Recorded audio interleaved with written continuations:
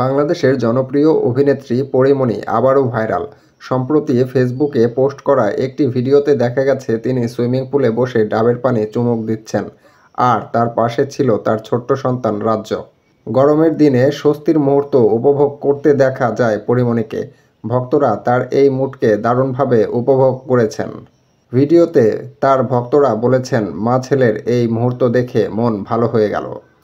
পরীমণির style ও সরলতা আবারও প্রমাণ করল তিনি ভক্তদের হৃদয়ে কতটা জায়গা করে নিয়েছেন।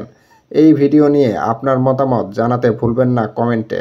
নতুন আপডেট পেতে সাবস্ক্রাইব এবং ফলো করুন আমাদের চ্যানেল আর লাইক দিয়ে পাশে থাকুন।